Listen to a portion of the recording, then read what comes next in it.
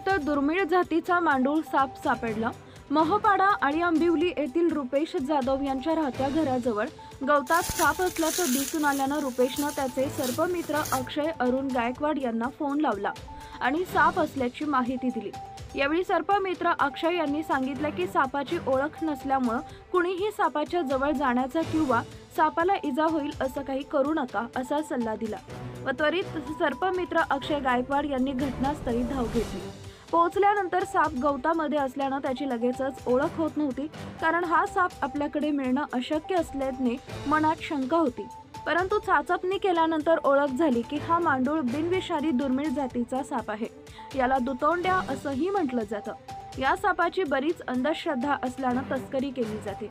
हा साप section A मध्ये येत असल्यामुळे त्या सापाला रेस्क्यू केल्यानंतर तातडीनं सर्पमित्र अक्षय यांनी त्यांचे सिनियर अभिजित बाबू घरत यांना कळवले। तसेच त्यांच्या सल्ल्यानं वन अधिकारी RC यमगर यांना संपर्क साधला।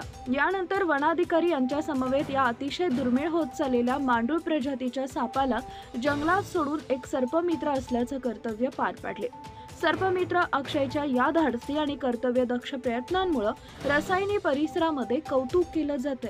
Maharashtra news live bureau report. तर मित्रांनो, माझं नाव अक्षय अरुण गायकवाड। खालापूर तालुक्यात रसायनी परिसरामध्ये मी व माझी टीम सर्पमित्राचं काम करतो आम्ही।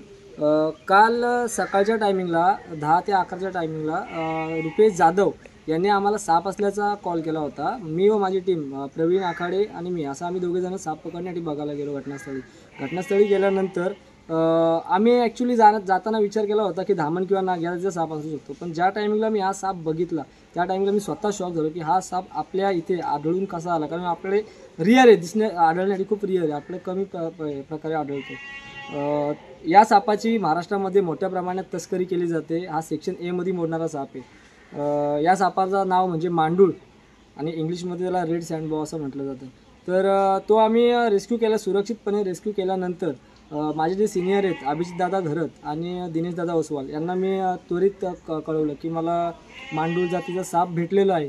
तर त्यांच्या सल्ल्यानुसार मी वन अधिकारी यमगर साहेबांशी कॉन्टॅक्ट करून त्याला वन अधिकाऱ्यांच्या हातात देऊन आम्ही त्याला सुरक्षितपणे जंगलामध्ये आज सोडून देणार आहोत। धन्यवाद। बरोबर ना? Subscribe now and press the bell icon. Never miss an update.